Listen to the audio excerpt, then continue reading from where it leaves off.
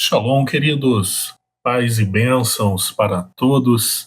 É uma grande satisfação estar com vocês aqui uma vez mais. Queridos, quero convidá-los a imergir num assunto muito interessante. Quero convidá-los a estudar, a investigar com profundo conhecimento judaico, cabalístico, de nível Sod, que é o nível místico, oculto, considerado e é de fato o nível mais espiritual dentro da Kabbalah. Queridos, o shiur de hoje é o código Hana, ou em português, Ana, a mãe do profeta Shmuel, do profeta Samuel, e gostaria de dar início a este shiur com vocês. אתה חונן לאדם דעת, מלמד לאנוש בינה, חוננו מאיתך דעה, בינה וחסקל, ברוך אתה אדוני, חונן הדעת. Tu agracias o ser humano com conhecimento e ensina o mortal a compreender. Concede-nos de ti conhecimento, compreensão e discernimento. Bendito és tu, eterno, que agracia com conhecimento. Queridos, é muito importante que falemos sobre Hana, sobre a mãe do profeta Shmuel. Na verdade, falando sobre este código, também estaremos falando sobre outros códigos que estão associados a esta questão.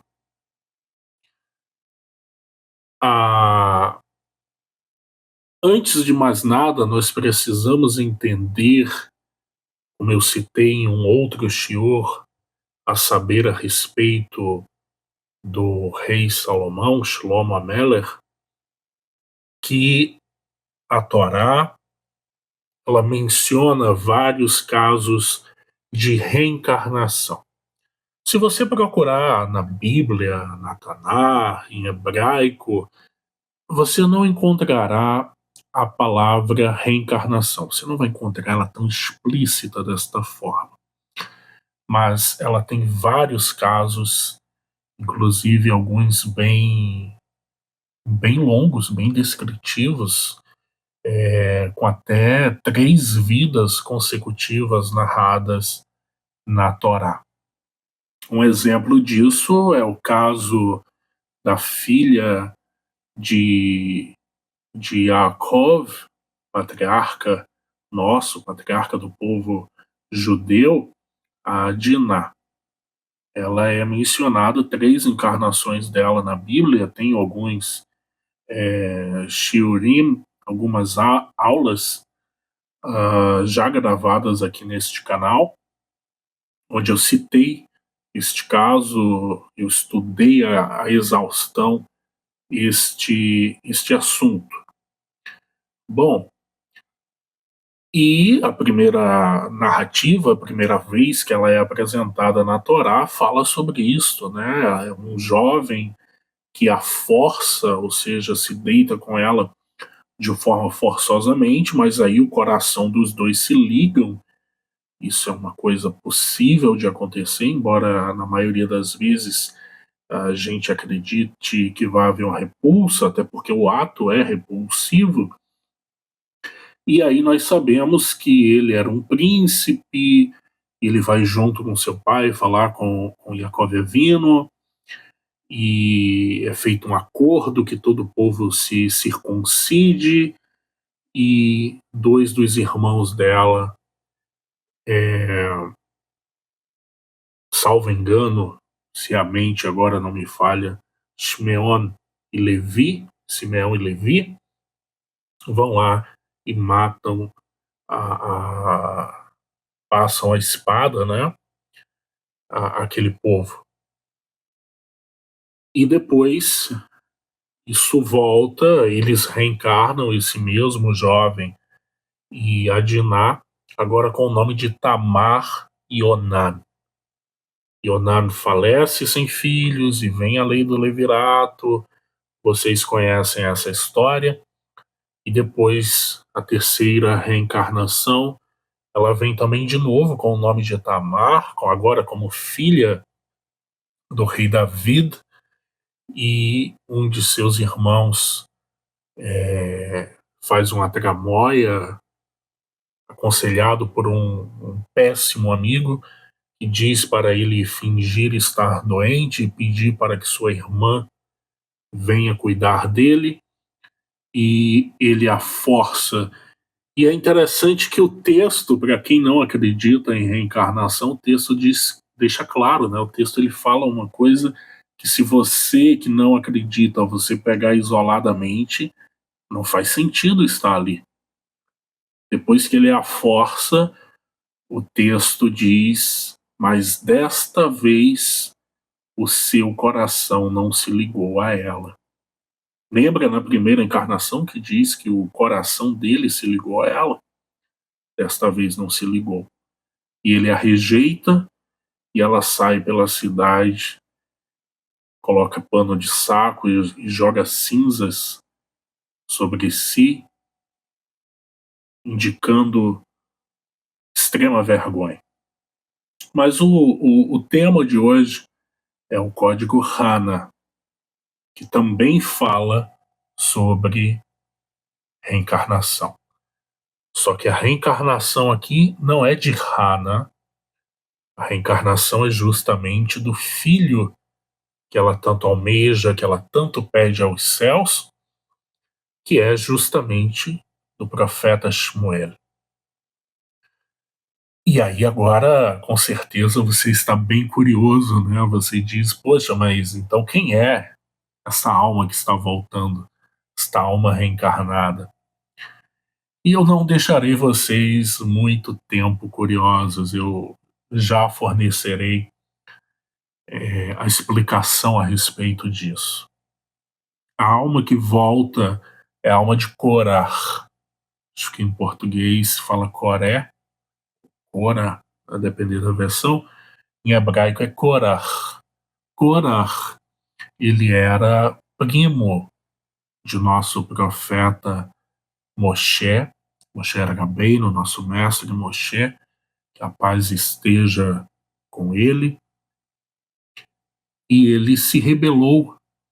Né? Nós temos uma das parashot, uma das porções que nós judeus estudamos, 52 porções ao ano. Uma delas recebe justamente o nome dele, que é a Parashat Korah, ou seja, a Parashá, a porção de Korah. E ele era muito rico, assim diz a Torá. Foram necessários 400 camelos para levar só as chaves dos baús que guardavam toda a riqueza de Korah. E ele era coatita, um dos filhos de Levi, ou seja, ele era de linhagem levítica, e sua linhagem, seus filhos também serviam no templo como levitas, mas eles não eram da linhagem de Aharon, do sumo sacerdote Aharon, Arão em português, e ele quis a função, o sacerdócio de Aharon, ele quis ser sacerdote, e ele iniciou uma rebelião no deserto, no período do deserto. Ele teve muitos apoiadores, inclusive um dos apoiadores dele foi salvo pela própria esposa, a saber, o nome desse apoiador é On. Inclusive, um dia também farei um código a esse respeito.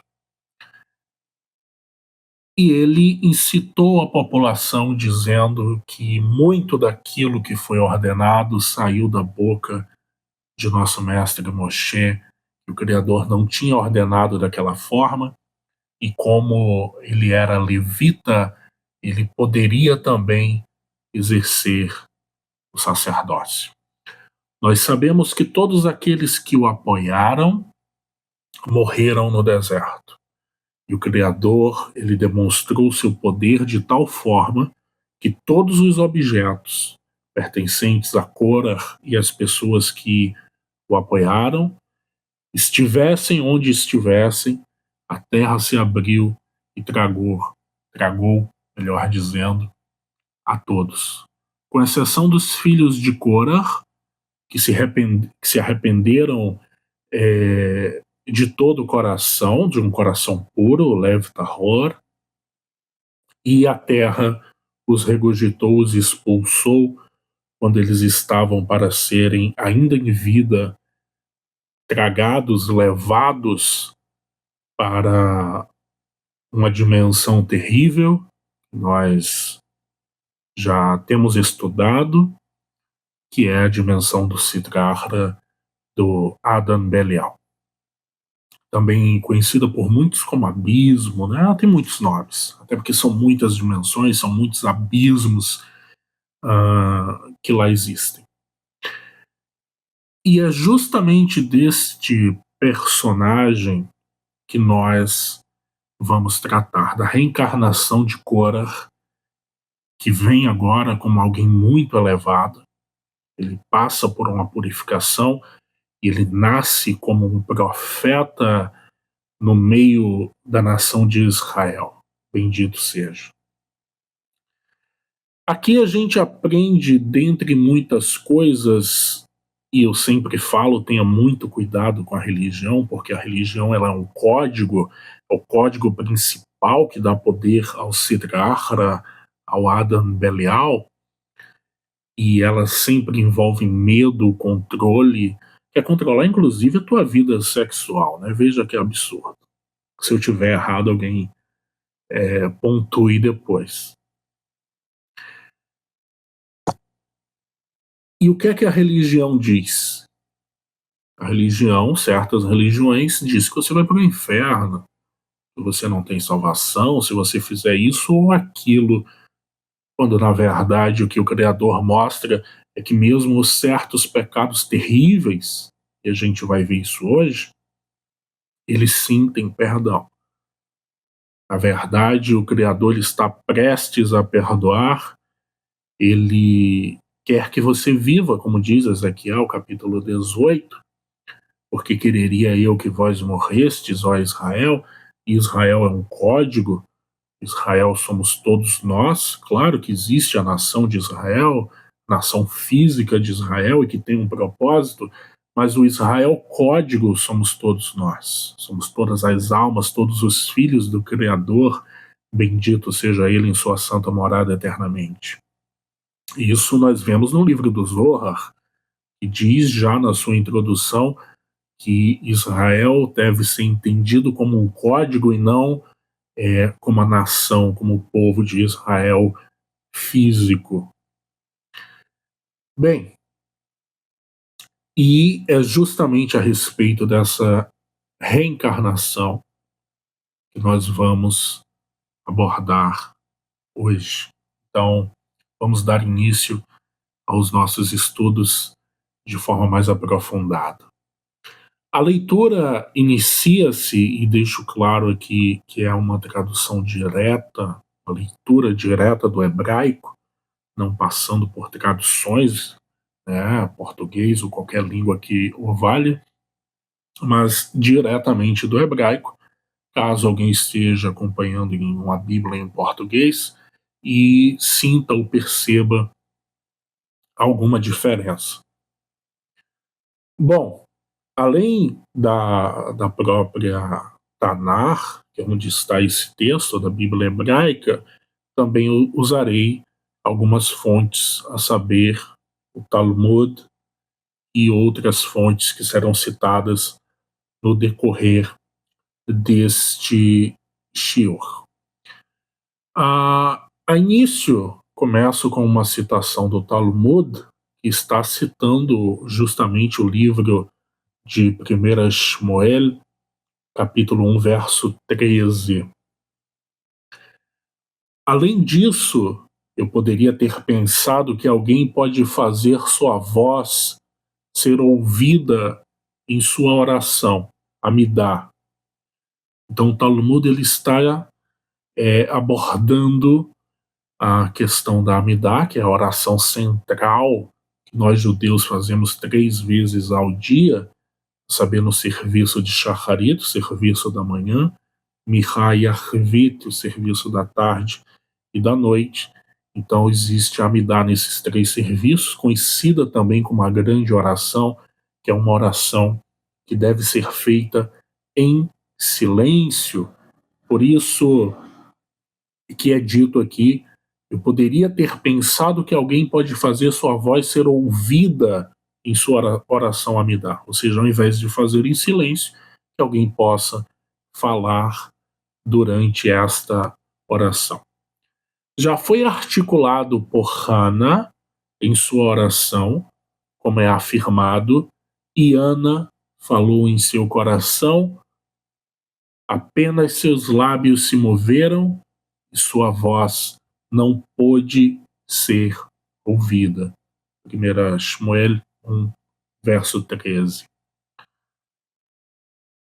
Alahot, ou seja, as leis sobre a ordem das orações, também foram aprendidas com as orações de outros personagens bíblicos.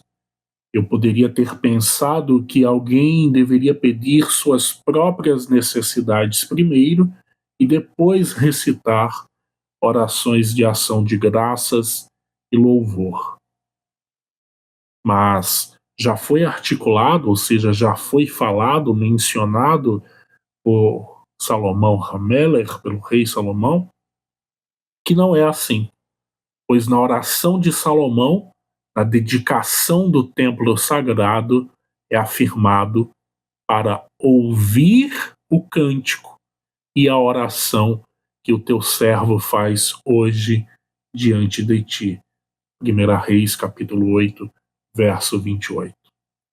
Neste versículo, o canto é a oração, no sentido de agradecimento e louvor. E a oração é o pedido de suas necessidades pessoais.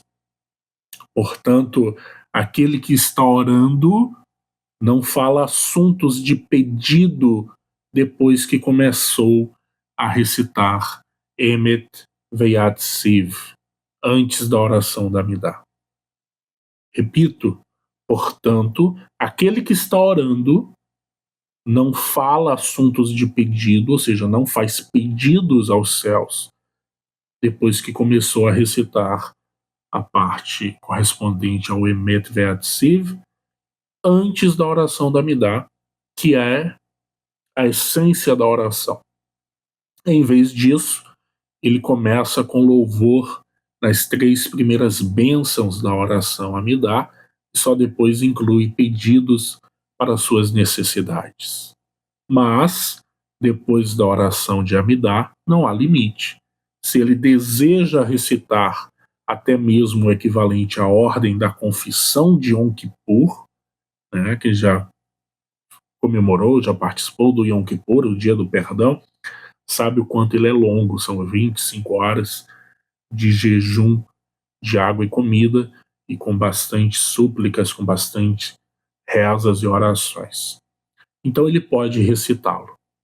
Depois da oração da Amidá não tem limite, ele pode recitar, e aqui ele está citando a confissão de Yom Kippur, que é a maior oração que nós temos, ele pode recitar desde que seja depois da oração da Amidá.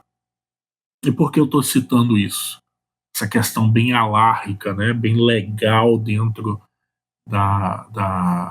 do entendimento judaico, porque Hana, a oração dela, envolve a questão alárrica de serviço, de como tem que ser feito, inclusive o sacerdote confunde, né? Pensa que ela está bêbada, e tudo isso tem uma alahá. Não é permitido pela alahá, por exemplo, você rezar enquanto você está sob efeito de álcool.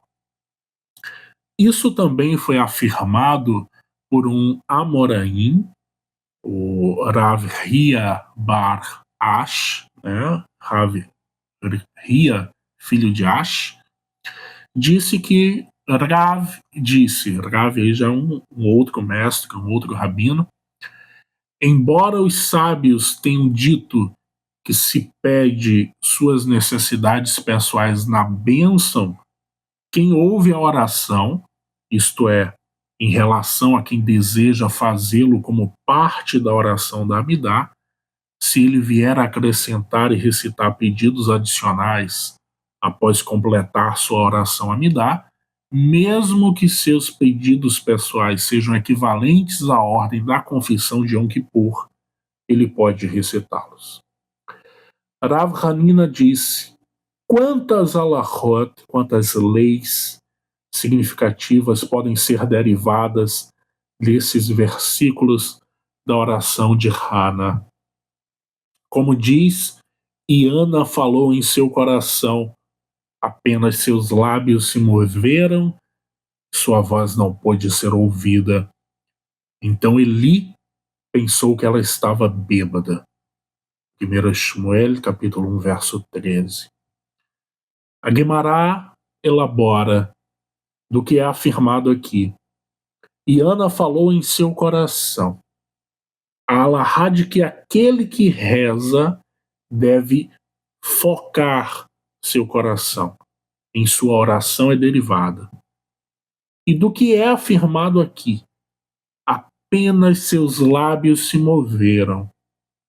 A alahá de que aquele que reza deve enunciar as palavras com os lábios, não apenas contemplá-las em seu coração. É derivada do que está escrito aqui. E sua voz não pôde ser ouvida. Alahá, que é proibido levantar a voz em sua oração Amidá, pois deve ser recitada silenciosamente. Da continuação do versículo aqui. Então Eli pensou que ela estava bêbada. Alahá, que uma pessoa bêbada é proibida de rezar. É por isso que ele a repreendeu. Sobre o assunto da repreensão de Eli a Ana, conforme se declara, e Eli disse-lhe: até quando ficarás bêbada? Afasta de ti o teu vinho. 1 Shmuel, capítulo 1, verso 14. Rabi Elazar disse: daqui a alahá, que aquele que vê em outro um assunto impróprio, ele deve repreendê-lo, é derivada. E Ana respondeu e disse: não, meu mestre, sou uma mulher de espírito triste e não bebi vinho nem licor, mas derramei a minha alma perante o Senhor. 1 Shmuel, capítulo 1, verso 15. Com relação às palavras não, meu mestre, Ula, e alguns dizem que Rabi Yossi, filho de Rabi Hanina, disse que ela disse a ele, em uma alusão com relação a este assunto: você não é um mestre e o Espírito Divino não repousa sobre você, pois você falsamente suspeita isso. Ou seja, ela estaria dizendo que faltou a ele discernimento espiritual, pois sendo um grande homem, sendo sacerdote e também um dos juízes sobre Israel, ele deveria ter a capacidade de discernir que ela não estava bêbada. Claro, isso aqui é a primeira opinião mencionada por Ula e por Rabi Yossi. No Talmud nós temos várias opiniões, e aquela que se torna alahá é a opinião aceita. Alguns dizem outra versão de sua resposta. Ela disse a ele, questionando: você não é um mestre? Ou seja, a primeira vez afirmando, agora é dito que ela fez uma pergunta: você não é um mestre? A presença divina e o Espírito divino não estão com você, que você me julgou culpada e não me julgou inocente? Você não sabia que eu sou uma mulher de espírito angustiado? Com relação à explicação de Hannah de que não bebi vinho nem licor, o Rabino Elazar disse: daqui deriva a Alahá de que aquele que é suspeito de algo do qual não é culpado não pode se contentar apenas com o conhecimento pessoal de sua inocência, mas deve informar aquele que suspeita que ele é inocente e se livrar de suspeitas. Não tome a tua serva como uma mulher má. Em hebraico está escrito Bat Belial. Belial, filha do Belial, do homem do vazio, ao qual este código já estamos estudando há um bom tempo. Pois da abundância da minha queixa e da minha ira falei até agora. 1 Shmuel, capítulo 1, verso 16. Rabi Elazar disse, a partir daqui, a alahá de quando uma pessoa bêbada reza, é como se ela se envolvesse na adoração de ídolos. Pois está escrito aqui que Ana, suspeita de orar enquanto estava bêbada, se defende e diz: não tome tua serva como uma filha de Belial. E está escrito lá a respeito de uma cidade que foi instigada a se envolver na adoração de ídolos. Bnei Belial saíram do meio de vocês e entraram os habitantes, atraíram os habitantes de sua cidade, dizendo: vamos servir a outros deuses que não conhecemos. Devarim, Deuteronômio capítulo 13, verso 14. Por meio dessa analogia verbal, deriva-se, assim como lá, no caso da cidade idólatra, o termo Belial indica adoração de ídolos, também aqui, no caso de alguém que reza bêbado, Belial indica adoração de ídolos. Então esta é a alahá. Uma pessoa que está bêbada, não é que ela bebeu algo, mas que ela está bêbada, que a sua consciência, que o seu entendimento está deturpado, ela é proibida de rezar ao santo bendito seja, porque seu serviço é considerado uma adoração a ídolos, uma idolatria. Mas também temos que ter cuidado, porque o termo original em hebraico, traduzido comumente para as línguas como idolatria, na verdade é Avodah Zará. E Avodah Zará significa um serviço estranho, um serviço que não é ofertado da devida maneira, da devida forma, da forma correta. Então não tem necessariamente essa ideia que o Ocidente tem no sentido de se prostrar, adorar ou fazer algum serviço a uma imagem, a uma iconolatria, né? Mas é todo e qualquer serviço que seja estranho, que não seja aprovado ao Criador, bendito seja Ele. O versículo continua. E ele respondeu e disse: que você vá em paz.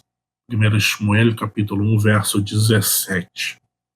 Rabi Elazar disse: daqui deriva a alahá que aquele que suspeita de algo que ele não fez, ele deve apaziguá-lo. Além disso, aquele que suspeitava dele deveria abençoá-lo.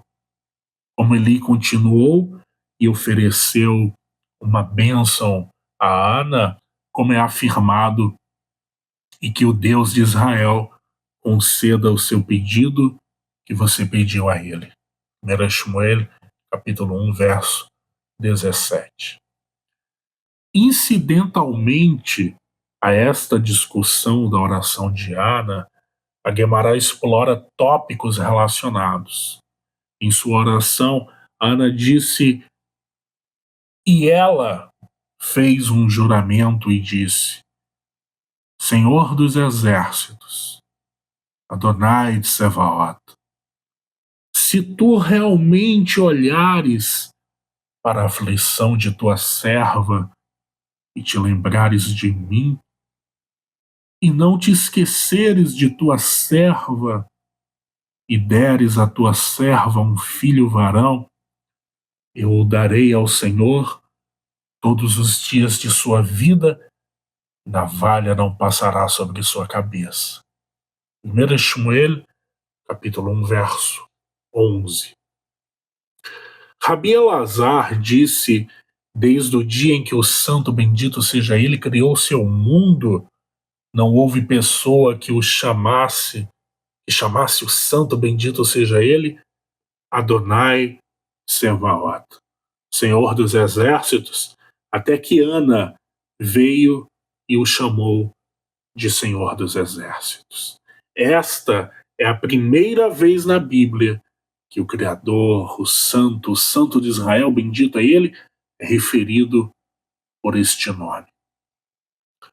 O Rabino Elazar explica que Ana disse diante do Santo, bendito seja ele, Mestre do Universo, Ribono Shel Olam, você não é o Senhor dos exércitos e de todas as hostes e hostes de criações que o Senhor criou em seu mundo?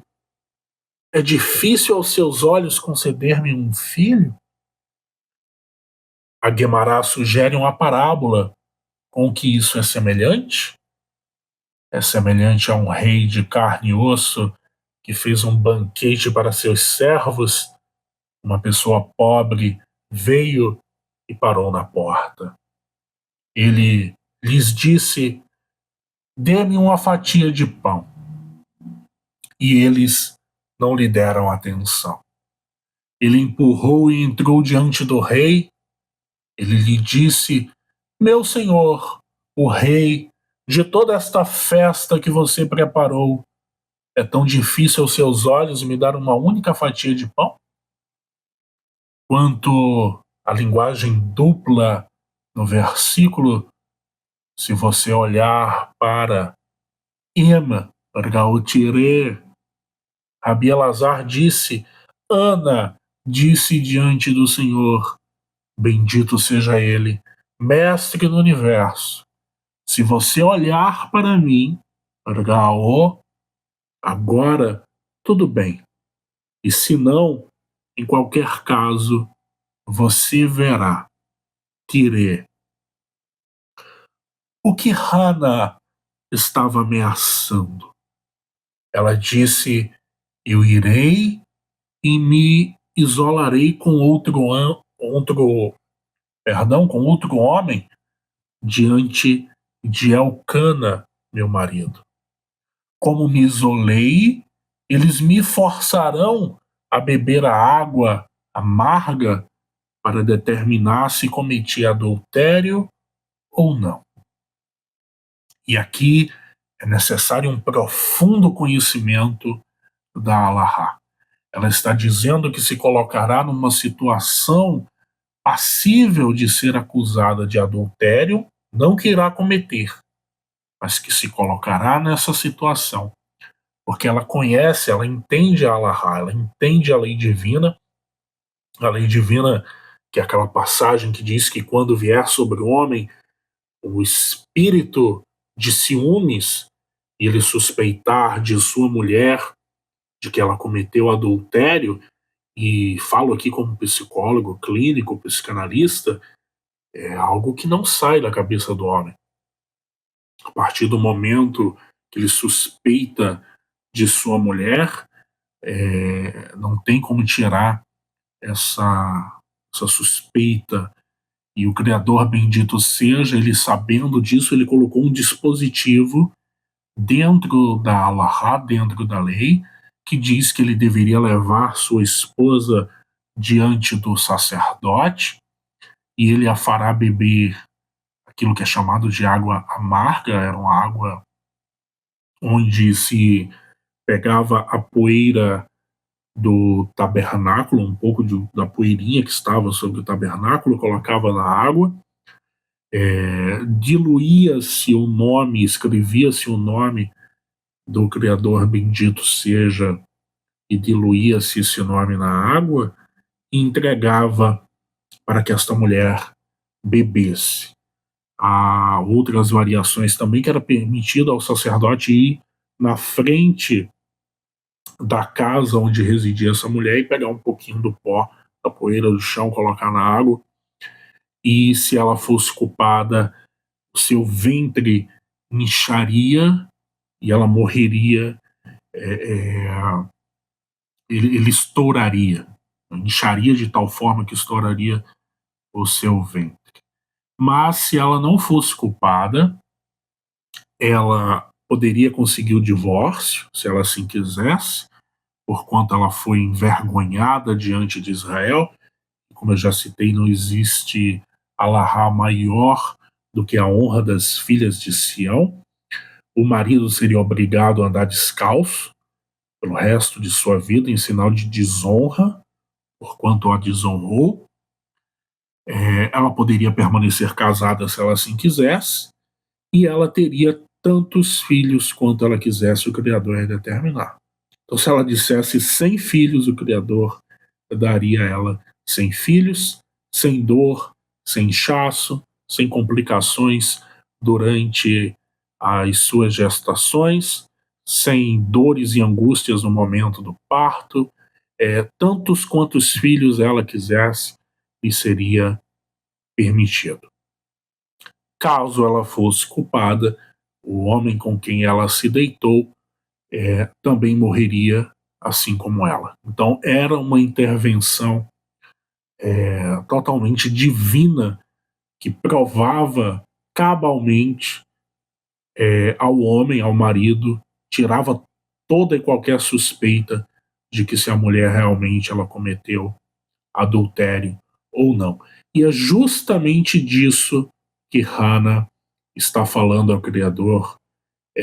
Se o Senhor não quer me dar agora, que essa expressão em hebraico que eu citei para você, Im Raotiré, né? O Raô aqui sendo agora, tudo bem. Se você não quer me dar, agora tudo bem.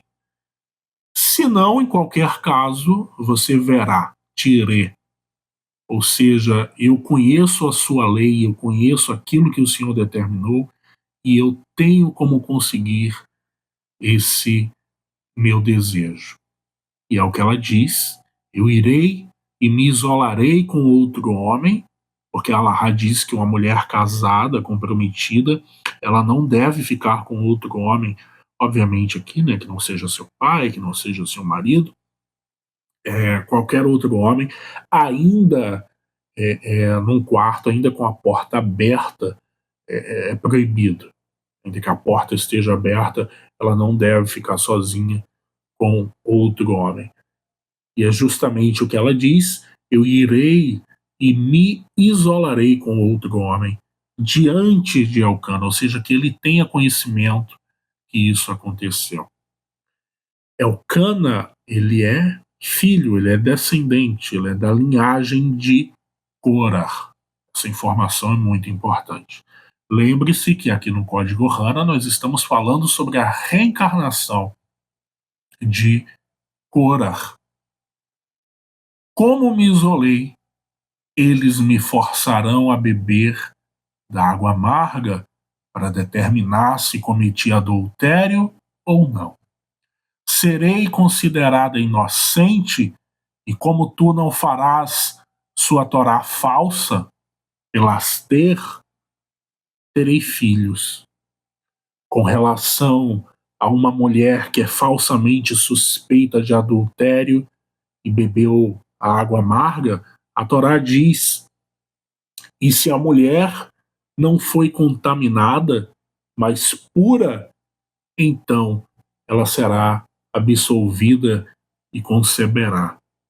Números, capítulo 5, verso 28. No entanto, a opinião de Rabi Elazar funciona bem de acordo com aquele que disse que o versículo significa: se ela fosse estéril, ela seria lembrada por Deus e receberia filhos. Mas de acordo com aquele que disse que o versículo significa que ter filhos será mais fácil e mais bem-sucedido, ou seja, se ela já deu à luz com dor, agora dá à luz com facilidade. Ou se ela já deu à luz filhas, ela agora dá à luz filhos, dá à luz crianças bonitas. Ou se ela já havia dado à luz crianças baixas e fracas, ela dá à luz crianças altas e fortes. O que pode ser dito?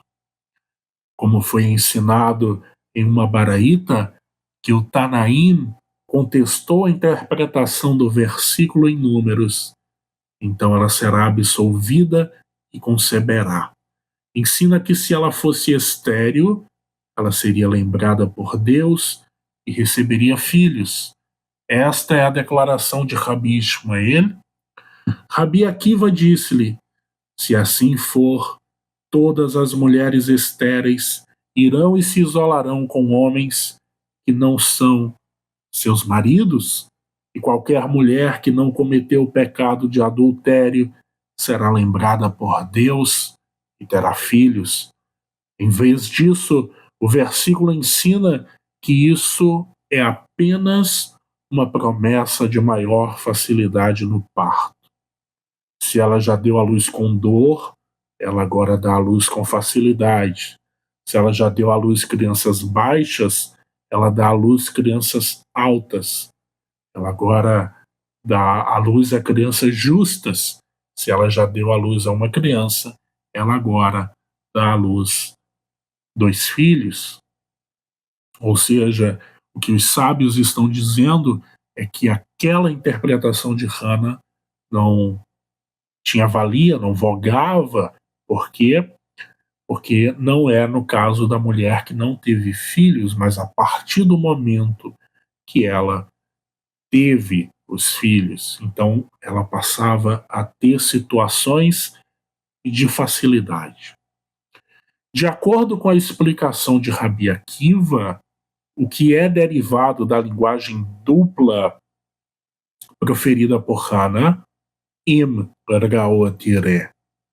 A Torá falou na linguagem dos homens, o que significa que essa linguagem dupla não é extraordinária e nada pode ser derivado dela. É o vernáculo bíblico comum. No juramento, oração proferida por Ana, ela se refere a si mesma como tua serva. Amaterra 3 vezes. A aflição de tua serva, e não te esqueças da tua serva, e darás a tua serva. 1 Shmuel, capítulo 1, verso 11. Rabi Yossi, filho de Rabi Hanina, disse: porque essas 3 servas, Amatot, são citadas no versículo.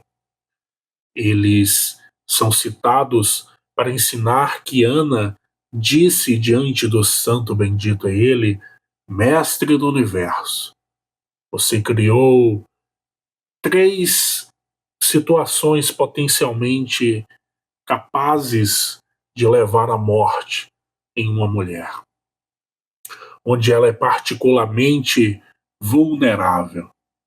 Alternativamente, alguns dizem, mestre do universo, você criou 3 aceleradores da morte em uma mulher. São mitzvot, são mandamentos que, via de regra, dizem respeito às mulheres. Observar a halachot de uma mulher menstruada, separar halá da massa e acender as velas de Shabat.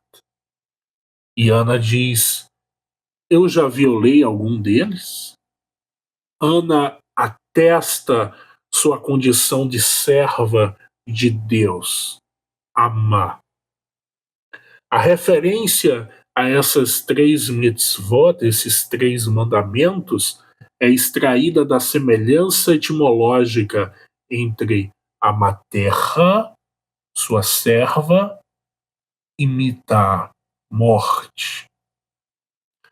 Mais tarde, em sua oração, Ana diz: e concederás ao teu servo uma descendência de homens. A Guemará pergunta: qual é o significado de uma descendência de homens? Rav disse: Hana orou por um homem entre os homens, um filho que seria notável e excepcional. E Shmuel disse: esta expressão significa uma descendência que ungirá 2 homens para a realeza. E quem eram eles? Shaul, o rei Saul, e David. E Rabi Yohanan disse: Ana orou para que ela tivesse uma descendência que fosse o equivalente a 2 dos maiores homens do mundo. E quem eram eles? Moshe e Aharon. Como é afirmado, Moshe e Aharon entre os seus sacerdotes, e Shmuel entre os que lhe chamam o nome. Terlim, Salmos 99, verso 6. Neste versículo, o filho de Ana, Shmuel, é equiparado a Moshe e a Aharon. E os rabinos dizem uma descendência de homens. Ana orou por uma descendência que seria imperceptível entre os homens, para que ele não se destacasse de forma alguma. A Guemará relata quando Rav Dimi veio de Eretz Israel, da terra de Israel, para a Babilônia, ele disse em explicação: Ana orou para que seu filho não fosse visível entre os homens, nem muito alto, nem muito baixo, nem muito pequeno, nem muito gordo, nem muito branco, nem muito vermelho, nem muito inteligente, nem muito estúpido. Quando Ana chegou ao templo com seu filho Shmuel, ela disse a Eli: meu senhor, vive a tua alma. Meu senhor, eu sou a mulher que esteve aqui contigo para orar ao Senhor. 1 Shmuel, capítulo 1, verso 26. Aqui nós devemos entender que ela já havia alcançado a graça, a benevolência, a misericórdia diante do Santo de Israel, bendito, louvado, engrandecido é Ele, e ela agora já tinha passado o período de desmame, essa criança já tinha crescido, estava ali por volta de seus 3 anos de idade, e ela o leva para o templo para ficar com o sacerdote Eli. E aí vai acontecer uma coisa muito interessante, porque essa criança, não nos esqueçamos, encarnação de Korah, um grande homem, porque Korah, apesar da rebelião, ele era um homem muito elevado, ele tinha um grande nível espiritual, era descendente de Coat, filho de Levi, né, da tribo de nosso pai Jacó Avino, e é, ele reencarna agora, esta alma elevada, que virá a ser um dos maiores profetas de Israel, inclusive mencionado na Tanar, os três maiores profetas que já existiram em Israel, nosso mestre Moshe, Moshe Rabbeinu, Elias, Elial Hanavi e Shmuel, profeta Samuel. Esses três são os maiores profetas que já existiu em Israel. E ela saúda, ela retribui aquela bênção recebida pelo sacerdote Eli. Meu Senhor, vive a tua alma, meu Senhor. Eu sou a mulher que esteve aqui contigo para orar ao Senhor. Aqui nós aprendemos que mesmo uma pessoa muito elevada, muitas vezes ela tem canais espirituais bloqueados. Inclusive aqui a importância de fazer a sua árvore pessoal, sua própria árvore das vidas, é saber qual a sua missão, qual o seu karma, o que pode ser trabalhado, quais os períodos de abundância e de tribulações na sua vida. Rabi Yehoshua ben Levi disse: daqui deriva a Alahá que é proibido sentar-se a menos de 4 côvados de quem está orando, dá mais ou menos ali 1,5 metros. Como diz o versículo, quem ficou aqui com você, indicando que Eli ficou ao lado de Ana porque ela estava orando. Além disso, a ênfase de Ana em falar com Eli: por este jovem orei. 1 Shmuel, capítulo 1, verso 27. Indica que ela veio para protegê-lo do perigo. Como disse o rabino Elazar, Shmuel era aquele que ensinava a Alahá na presença de seu professor. E isto é proibido pela Alahá. Se você está na presença de seu mestre, você não deve ensinar a Alahá para alguém que pergunta, mas o seu mestre é quem deve responder. Ana queria orar para que ele não fosse punido com a morte nas mãos dos céus por sua transgressão, como é afirmado. E eles mataram a vaca e trouxeram o jovem a Eli. 1 Shmuel, capítulo 1, verso 25. Entendem agora, porque a gente não pode ler a Bíblia como um livro religioso, mas sim como um código. Imagina a pessoa que está lendo a história de Shmuel, o profeta, Shmuel Hanavi, e ela vai e se depara com essa leitura de 1 Shmuel, capítulo 1, verso 25, e o texto diz: e mataram a vaca e trouxeram o jovem a Eli. Mas por que estão levando o jovem a Eli? Porque mataram a vaca? Né? Então, a Tanar, a Torá, ela é um código. As Sagradas Escrituras são um código, e como código, elas devem ser interpretadas. Mas para que a interpretação seja correta, ela, o intérprete tem que entender o código, senão ele não consegue entender a mensagem. Este versículo é intrigante, porque eles mataram a vaca, portanto, eles trouxeram o jovem para Eli. O que tem a ver um com o outro? Pelo contrário, foi o que aconteceu. Eli disse aos que traziam a oferta: chamem um sacerdote. Ele virá e imolará a oferta. Shmuel os viu procurando um sacerdote para bater o animal, e ele lhes disse: por que vocês precisam procurar um sacerdote? para matá-lo. O abate de uma oferta realizada por um não sacerdote é válido. Eles o levaram perante Eli para esclarecer sua declaração. Eli disse-lhe: Como sabes isto? Samuel disse-lhe: Está escrito na Torá, e o sacerdote matará, indicando que a oferta só pode ser abatida por um sacerdote? Está escrito: E os sacerdotes oferecerão. Somente a partir do estágio de receber o sangue nas taças em diante é uma mitzvah, é um mandamento que incumbe apenas aos sacerdotes.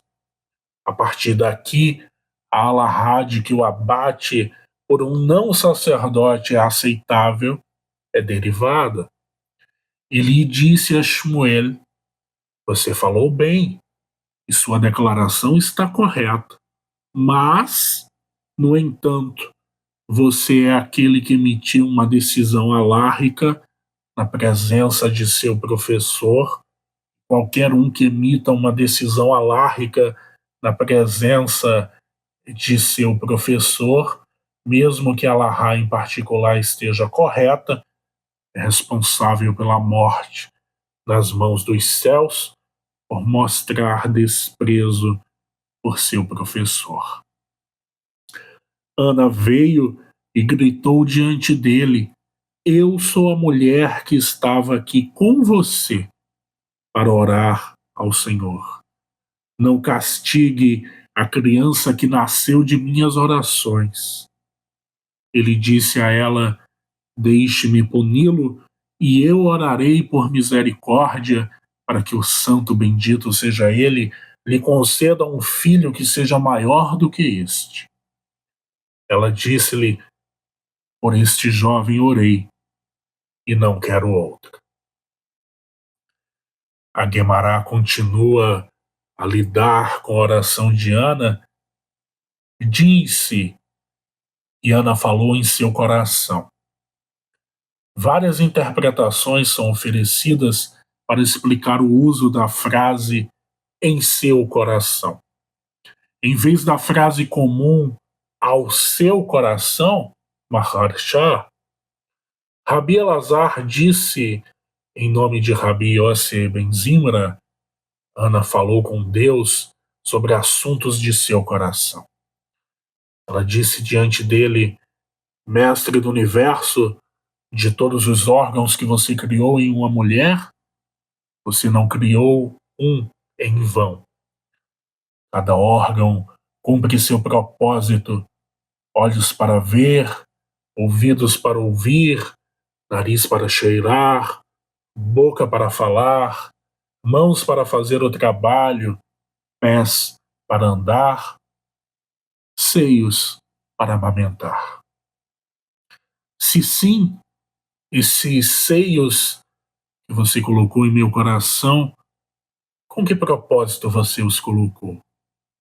Não foi para amamentar com eles? Conceda-me um filho e eu amamentarei com eles. Tangencialmente, a Guemará também cita uma declaração adicional que Rabi Elazar disse em nome de Rabi Yossi ben Zimra: qualquer um que se sente em observância de um jejum no Shabat, seu mérito é grande, e eles rasgam e revogam sua sentença de 70 anos. Aqui nós temos um outro código. Estamos falando de reencarnação aqui. Não esqueçam disso. Cada pessoa, ao fazermos um cálculo específico desta era, de 2000 anos para cá, na verdade, uma era ela varia de era para era, né? Nós iniciamos uma era quando o planeta Terra está alinhado com a constelação correspondente. Por exemplo, estamos na era de Peixes e a era anterior foi a era de Ares. Inclusive culmina com a libertação do povo de Israel saindo do Egito, que era a era anterior de Touro e anteriormente de Gêmeos. Então, quando é, é, quando a gente faz este cálculo, a gente, dentro desta era, cada era, como eu ia dizendo, tem uma quantidade de anos, elas não são exatamente fixas, né? Geralmente o povo fala 2000 anos, mas não são 2000 anos. Por exemplo, esta era é 2360 anos, mais ou menos. Tem era que é 2160, vai variar aí de acordo com o tamanho dessa constelação. Mas quando nós fazemos o cálculo específico dessa era para saber em quantas encarnações uma pessoa está, e ela pode estar aí num ciclo de até 22 encarnações por era, tá? Tem pessoas que são reprovadas, né? E ela tem que reiniciar as 22 encarnações ainda novamente, tá? Mas normalmente uma pessoa ela pode ter no máximo até 22 encarnações dentro daquela era. Então, quando nós fazemos o cálculo desta era, e aí a gente vai ver se ela está no primeiro ciclo, que vai de 1 a 8 vidas encarnadas, ou se ela está no segundo ciclo, que vai de 9 a 16, ou se ela está no terceiro ciclo, que vai da 17ª vida à 22ª, sendo o primeiro ciclo mais voltado para as questões filosóficas, né, de onde eu vim, para onde eu vou, qual o meu objetivo, qual a minha missão aqui nesta terra, a 8ª em diante, ou melhor dizendo, a 9ª em diante, geralmente focada mais na obtenção de bens materiais, missões relacionadas a isso. E da 17 em diante até a 22, mais focada na questão espiritual. Não que as outras sejam abandonadas, elas são somadas, e não que uma pessoa tenha que viver exatamente 22 encarnações. Quando você descobre o nome da sua alma, você termina aquela jornada e vai para um outro ciclo. E você vai, entre aspas, evoluindo. Não gosto muito dessa expressão, mas você vai se santificando, se purificando. A ideia é que cada vez mais a sua existência se torne um pouco mais leve, mais fácil, digamos assim. Tá? Então, quando nós fazemos este cálculo, nós descobrimos em quantas vidas a pessoa está. É possível, quem tem grande conhecimento, é possível você também fazer um cálculo de vida da era anterior. Eu fiz da minha, eu vivi 4 vidas na era anterior, então não precisei passar as 22, por exemplo. Baruch Hashem por isso, com certeza, isso é um alívio muito grande para a alma. Mas, professor, por que o senhor entrou nesse assunto agora especificamente? Justamente pelo que o texto está dizendo. A Guemará também cita uma declaração adicional que Rabi Elazar disse em nome de Rabi Yossi ben Zimra: qualquer um que se sente em observância de um jejum no Shabat, mas espera aí, pela Allahá é proibido jejuar no Shabat, é um dia de alegria, não pode ficar triste, não pode deixar de comer, muito pelo contrário, aumenta-se a quantidade de refeições. Mas ele está falando de uma questão mais elevada, de uma exceção. Qualquer um que se sente, o verbo sentar, em observância de um jejum no Shabat, seu mérito é grande e eles rasgam e revogam sua sentença de 70 anos. O que são esses 70 anos? Que sentença é essa de 70 anos? Existem pessoas que geram karmas para outras vidas. Existem vários tipos de karma, tá? E nem todo karma ele é ruim contrário do que a pessoa pensa. Mas nós sabemos que a maioria das pessoas geram, na verdade, karmas ruins, né? São pessoas ainda que precisam aprender a perdoar, aprender a seguir em frente, aprender a não serem rancorosas, levarem mágoas de si e dos outros. Bom, mas existem pecados que uma pessoa ela pode ser sentenciada a uma vida, pagar na próxima, 3 vidas, 7 vidas e 49 vidas, que é uma das maiores, e tem a de 70. Então, quando ele fala que a sentença de 70 anos, ele está falando, na verdade, não é de anos, é de vidas. Veja que absurdo, o que uma pessoa tem que fazer para chegar a uma sentença tão longa. A gente encontra isso já no começo da Bíblia, da Tanar, com Caim, que matou seu irmão 7 vezes, ou seja, ele pagou a sua sentença 7 vidas, 7 encarnações depois. Mas eu não vou adentrar nisto agora.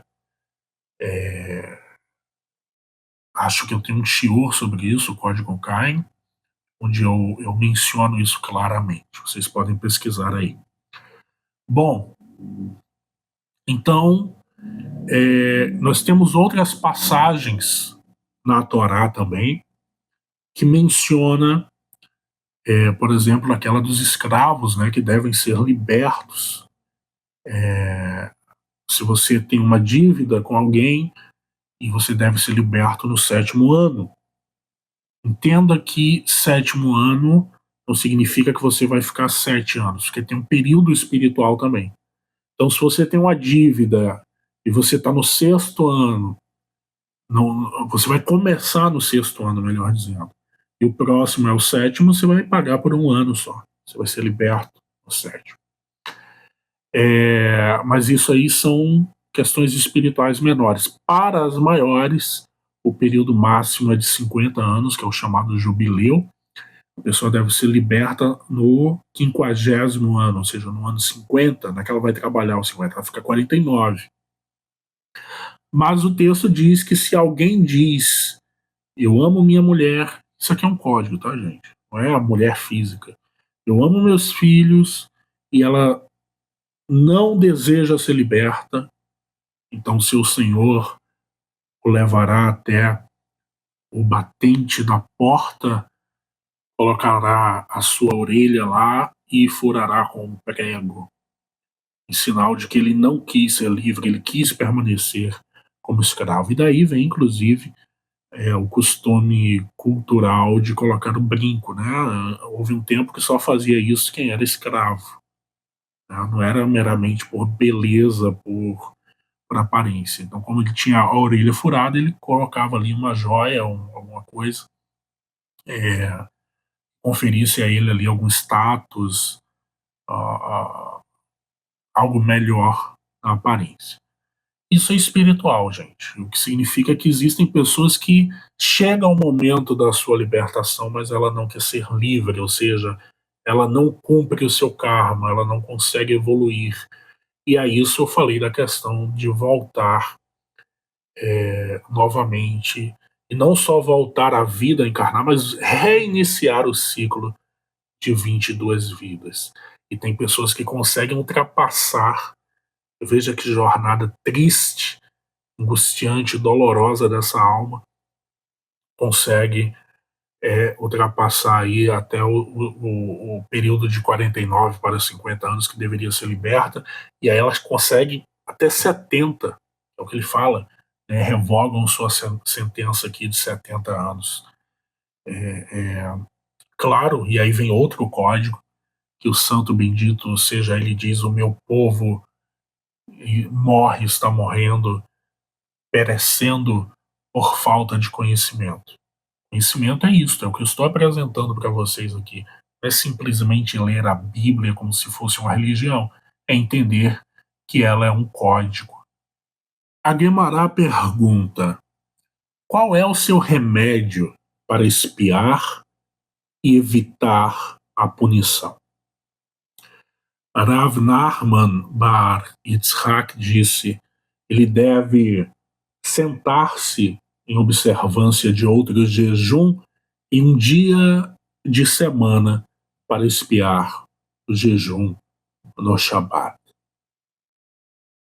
Depois de explicar a expressão incomum em seu coração, a Guemará cita uma declaração adicional no caso de Ana, e o Rabino Elazar disse: Ana falou impertinentemente em relação a Deus nas alturas, como é afirmado, e ela orou ao Senhor em oposição à frase comum ao Senhor.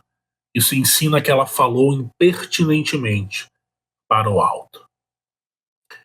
E em uma nota semelhante, o Rabino Elazar disse que Elias falou impertinentemente para com Deus nas alturas, também em sua oração no Monte Carmelo, como é afirmado: responde-me, Senhor, responde-me, para que este povo saiba que tu és o Senhor Deus e que voltaste o seu coração.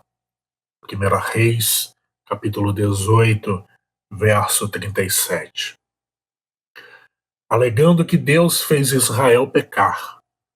Sobre este tópico, Rabi Shmuel bar Rabi Yitzhak disse: de onde sabemos que o santo, bendito seja ele, finalmente concedeu a Elias que ele estava certo?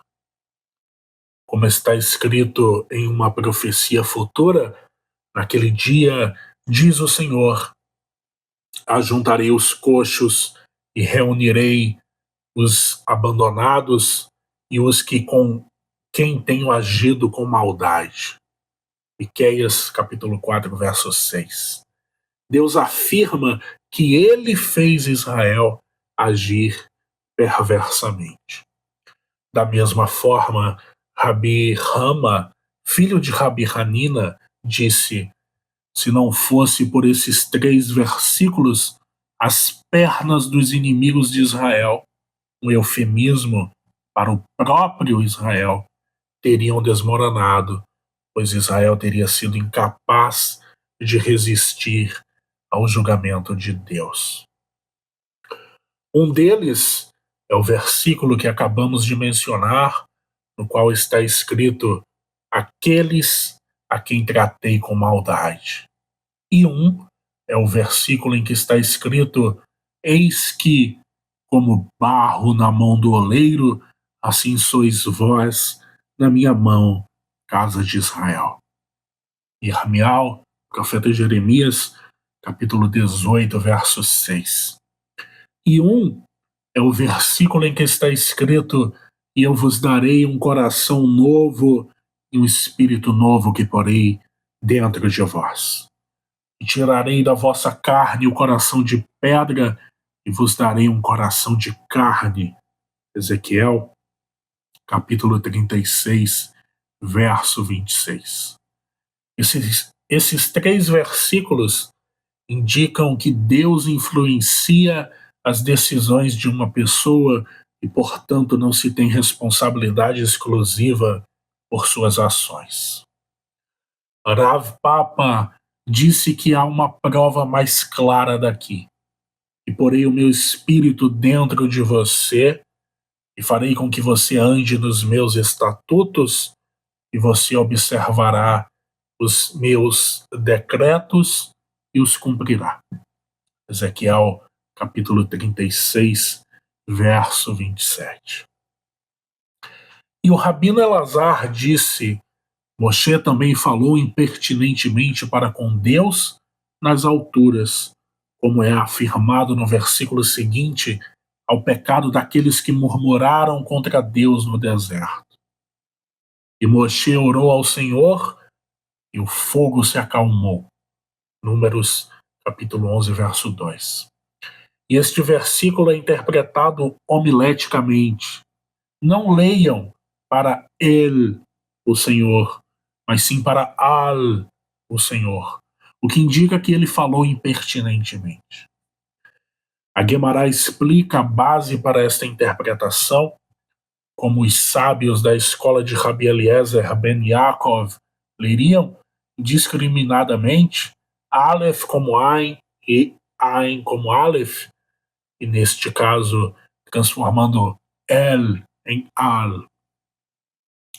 Os sábios da escola de Rabi Yanai, no entanto, dizem que a prova de que Moshe falou impertinentemente em relação a Deus nas alturas é derivada daqui. A repreensão de Moshe no início de Devarim, Deuteronômio, de Zahav, Devarim capítulo 1, verso 1. Esta é uma entrada em uma lista de lugares onde Moshe havia falado a Israel. Como não havia lugar encontrado por esse nome, ele é interpretado como uma alusão a outro assunto. Devemos esclarecer qual é o significado de Zahav. Os sábios da escola de Rabi Yanai disseram que Moshe disse o seguinte diante do santo bendito seja ele.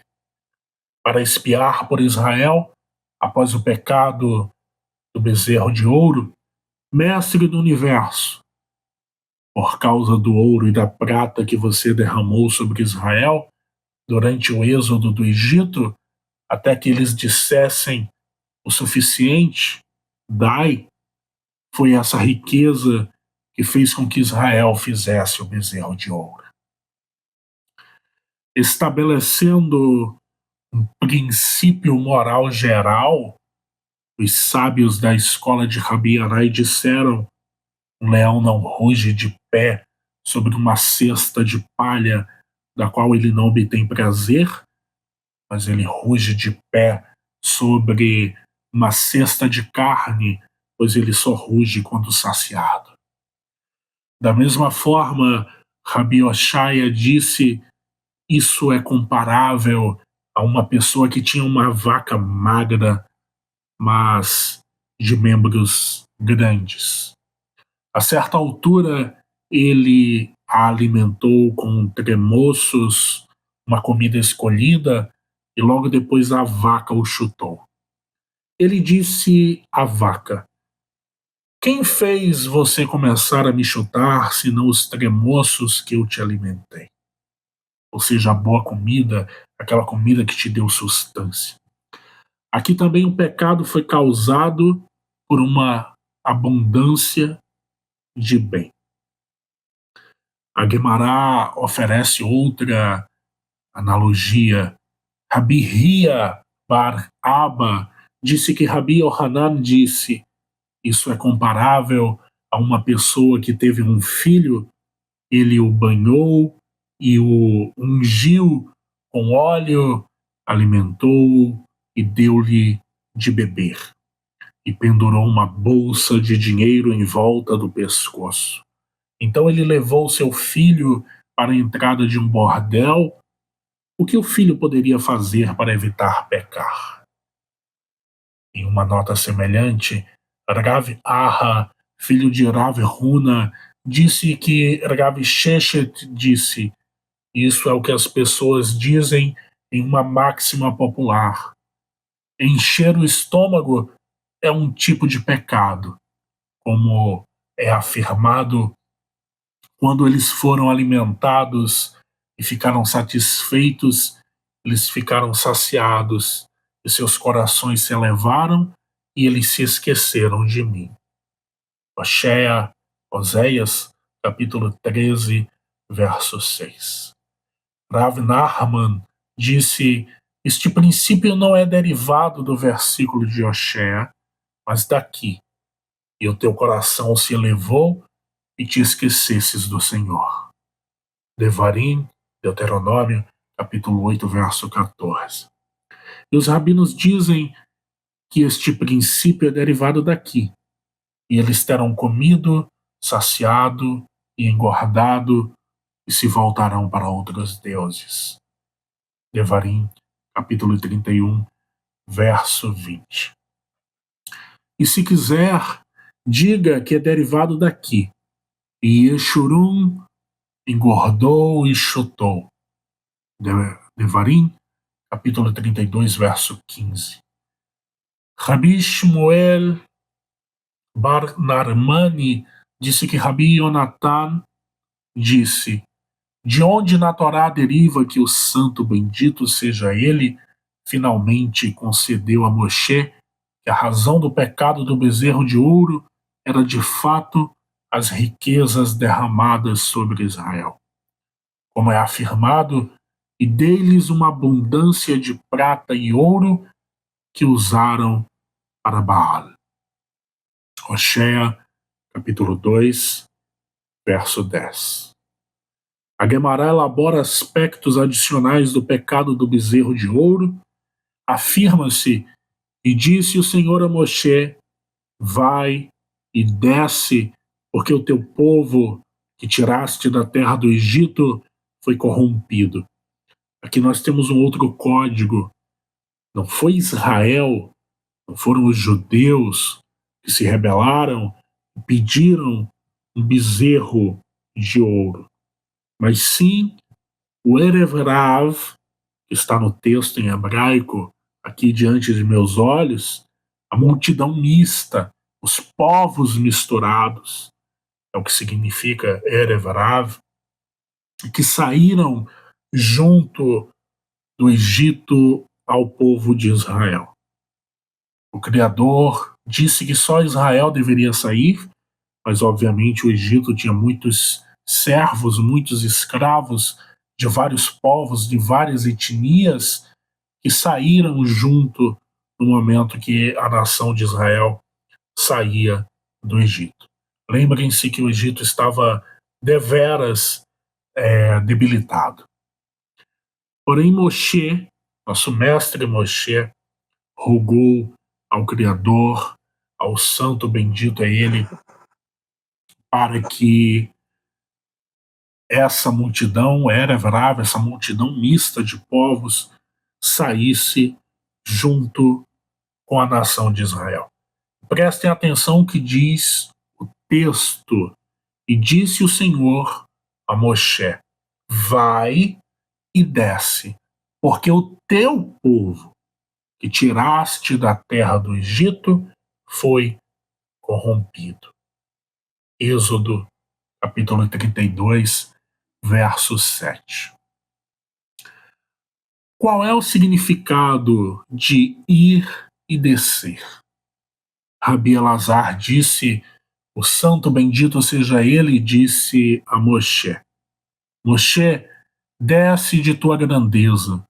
Não é somente por causa de Israel, para que você sirva como emissário, que eu lhe concedi destaque. E agora que Israel pecou, porque preciso de você? Não há necessidade de um emissário. Imediatamente, a força de Moshe diminuiu e ele ficou impotente para falar em defesa de Israel. E uma vez, o Criador disse a Moshe: deixa-me em paz, para que eu os destrua. Deuteronômio, capítulo 9, verso 14. Moshe disse a si mesmo: se Deus está me dizendo para deixá-lo ser, deve ser porque esse assunto depende de mim. Imediatamente Moshe se levantou e foi fortalecido em oração e pediu que Deus tivesse misericórdia da nação de Israel e os perdoasse por sua transgressão. A Guemará diz: isso é comparável a um rei que ficou com raiva de seu filho que pecou contra ele e bateu nele, administrando uma surra severa. Naquele momento, um simpatizante do rei estava sentado diante dele, testemunhou todo o evento e teve medo de dizer qualquer coisa ao rei sobre o espancamento excessivo. Enquanto isso, o rei disse a seu filho: se não fosse por este meu bem-querente, que está sentado diante de mim, eu o teria matado. Ao ouvir isso, o amigo do rei disse a si mesmo: isso é claramente um sinal de que este assunto, resgatar o filho das mãos de seu pai, depende de mim. Imediatamente, ele se levantou e o livrou do rei. Em um aspecto adicional do pecado do bezerro de ouro, Deus disse a Moshe: agora deixe-me em paz, para que a minha ira se enfureça contra eles e eu os consuma. E farei de ti uma grande nação. Êxodo capítulo 32, verso 10. Explicando este versículo, Rabi Abahu disse: se o versículo não fosse escrito dessa maneira, seria impossível pronunciá-lo em deferência a Deus. A frase "deixa-me em paz" ensina que Moshe agarrou o santo, bendito seja ele, como faria uma pessoa que agarra seu amigo por suas vestes, e disse diante dele: Mestre do universo, não te deixarei em paz até que os perdoes e perdoes. No mesmo versículo, o Criador prometeu a Moshe: e farei de ti uma grande nação. Qual foi a resposta de Moshe? Rabi Elazar disse: Moshe disse diante do santo, bendito seja ele, mestre do universo, se uma cadeira com 3 pernas, o mérito coletivo dos 3 antepassados, é incapaz de ficar diante de ti em teu momento de ira, tanto mais que uma cadeira com uma perna. Só meu mérito será incapaz de resistir à tua ira. Além disso, mas tenho um sentimento de vergonha diante de meus antepassados. Agora eles dirão: veja este líder que Deus colocou sobre Israel. Ele pediu grandeza para si mesmo, mas não orou por Deus para que tenha misericórdia deles em seu tempo conturbado. A Torá continua, e Moshe suplicou: Vaihal diante do Senhor. Êxodo capítulo 32, verso 11. Muitas interpretações foram dadas para este termo em comum, Vaihal. Rabi Elazar disse: ensina que Moshe ficou em oração diante do santo, bendito seja ele, até que o fez doente. Relahu. Que esforço excessivo. Ergava disse: Moshe ficou em oração até anular seu voto, pois o termo Vaihal alude à anulação de um juramento. Aqui está escrito Vaihal, e ali, referindo-se aos votos, está escrito: ele não anulará, Lo Yahel, sua palavra. Números capítulo 30, verso 3. E com relação aos votos, o mestre disse: aquele que fez voto não pode anular seu voto, mas outros, o tribunal, pode anular seu voto por ele. Aqui é como se Moshe anulasse o voto do Senhor de destruir Israel. E Shmuel disse: o termo Vaihal ensina que Moshe deu sua vida. Do termo halal, uma pessoa morta por Israel, como é afirmado, e se não, apague-me, por favor, do teu livro. Êxodo 32, 32. Rava, também interpretando este verso, disse que Rav Yitzhak disse: o termo Vaihal ensina que ele fez com que o atributo divino da misericórdia entrasse em vigor e relar sobre eles. E os rabinos dizem que este termo constitui a essência da afirmação de Moshe. Ensina que Moshe disse diante do santo, bendito seja ele, mestre do universo. É um sacrilégio e rolim para você fazer algo assim. E outra interpretação do versículo Moshe implorou, Vaihal diante do Senhor, foi ensinado em uma baraita. Rabi Eliezer, o grande, diz, este termo ensina que Moshe ficou em oração diante do santo, bendito seja ele, até que ele foi vencido por Ahilo, doença. Mesmo os sábios não estavam familiarizados com este termo. Portanto, a Guemará pergunta: qual é o significado de Ahilo? Gabi Elazar, um amoraim de Eretz Israel, disse que Ahilo é fogo nos ossos.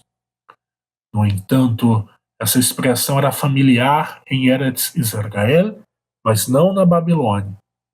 Eles perguntaram na Babilônia qual é a doença que eles chamaram de fogo dos ossos. Abaye disse que é uma doença conhecida na Babilônia como esta de Garmei, que em aramaico significa fogo dos ossos. Em outras palavras, febre. Enquanto Moshe continua sua oração, ele diz: lembra-te de Avraham, Yitzhak e Israel, teus servos a quem juraste em teu nome. Êxodo, capítulo 32, verso 13. Qual é o significado de em teu nome? Rabi Elazar disse: Moshe disse diante do santo, bendito seja ele, mestre do universo, se tu lhes fosses jurado pelos céus e pela terra, eu diria, assim como os céus e a terra não existirão mais, assim também o teu juramento será nulo e sem efeito. Agora que lhes juraste pelo teu grande nome, assim como o teu nome vive e permanece por toda a eternidade, assim também o teu juramento vive e permanece por toda a eternidade. Neste versículo, Moshe continua: e tu lhes disseste, farei a tua descendência tão numerosa como as estrelas dos céus, e toda esta terra de que te falei, darei a tua descendência para que a herdem para sempre. A Guemará esclarece uma frase intrigante neste verso, aquela frase da qual falei, deveria ter dito, da qual você falou, pois Moshe está se referindo à promessa de Deus aos antepassados. O Rabino Elazar disse, até este ponto, o versículo cita as palavras do estudante, Moshe, a partir deste ponto, e de toda esta terra da qual falei, o versículo cita as palavras do mestre, Deus. E Rabi Shmuel bar Narmani disse, estas e aquelas são as palavras do estudante. Moshe falou o versículo inteiro. Em vez disso, Moshe disse diante do santo, bendito seja ele, mestre do universo, aqueles que você me disse para ir e dizer a Israel em meu nome, eu fui e contei a eles em seu nome. Já contei a Israel sobre a promessa de Deus aos antepassados. Agora, o que eu digo a eles? A Guemará passa para uma discussão sobre orações adicionais oferecidas por Moshe. Moshe disse que se Deus falhar em trazer o povo judeu para Eretz Israel, as nações do mundo dirão, o Senhor não teve a capacidade e rolet de trazer este povo para a terra que jurou a eles e os matou no deserto. Números capítulo 14, verso 16. A Guemará examina este versículo de perto. O versículo não deveria ter utilizado o termo Yochelet, um substantivo feminino abstrato, mas sim deveria ter dito o Senhor não foi capaz, e Ahol, um verbo masculino. Rabi Elazar disse, Moshe expressou dessa forma porque disse diante do santo, bendito seja ele, mestre do universo, agora as nações do mundo dirão que sua força enfraqueceu como uma mulher e ele é incapaz de resgatar a nação de Israel. O santo bendito seja ele, disse a Moshe, e as nações do mundo já não viram os milagres e os atos poderosos que realizei em nome de Israel no Mar Vermelho? Moshe disse diante dele, mestre do universo, eles ainda podem dizer, o Senhor pode enfrentar um único rei como o Faraó e derrotá-lo, mas ele é incapaz de enfrentar os 31 reis na terra de Canaã. Rabi Yohanan disse, de onde deriva que o santo bendito seja ele, finalmente concedeu a Moshe, como se diz, e disse o Senhor, perdoei segundo a tua palavra. Números, capítulo 14, verso 20. Os sábios da escola de Rabi Ishmael ensinaram, de acordo com sua palavra, será como de fato no futuro as nações do mundo dirão isso. A Guemará conclui, feliz é o aluno cujo professor concede a ele como o Senhor concedeu a Moshe. Explicando o próximo versículo, no entanto, como eu vivo e a glória do Senhor enche o mundo inteiro, Números 14, 21, Rava disse que Rav Yitzhak disse, isso ensina que o santo bendito seja ele, disse a Moshe, Moshe, você me deu vida com suas palavras. Estou feliz que por causa de seus argumentos perdoarei a Israel. Com base nas orações de Moshe, o Rabino Simlai ensinou, deve-se sempre louvar o santo bendito seja ele, e então orar por suas próprias necessidades. De onde derivamos que alguém deve se comportar dessa maneira? De Moshe, como está escrito em sua oração. E eu implorei ao Senhor naquele tempo. Devarim, capítulo 3, verso 23, e logo a seguir, na sua oração está escrito, Senhor, Deus, começaste a mostrar ao teu servo a tua grandeza e a tua mão forte. Pois que Deus há, nos céus ou na terra, que possa realizar obras como as tuas e as tuas forças. Devarim, capítulo 3, verso 24. Aqui Moshe começou com louvor a Deus e só depois está escrito, por favor, deixe-me passar e ver a boa terra que está além do Jordão, aquela boa região montanhosa e o Líbano. Devarim capítulo 3, verso 25. Somente depois de seu louvor, Moshe fez seu pedido pessoal. As fontes estão citadas neste shiur, cada uma delas que foram lidas, e as discussões do Talmud, que apresentam os diálogos de Hannah e também de nosso mestre Moshe, está no Tratado Berachot, do Talmud, capítulo 31a, dos versos 24 a 28, na versão de William Davidson Talmud, da Koren Stadsaltz. Queridos, que o santo, bendito é ele, abençoe a todos aqueles monoteístas que reconhecem um único Senhor, uma única rocha, um único Deus. Abençoe também aos apoiadores desta obra e abençoe também a todos aqueles que desejarem em seu coração contribuir. A chave Pix está aí abaixo, caso queiram, yacovrele@gmail.com.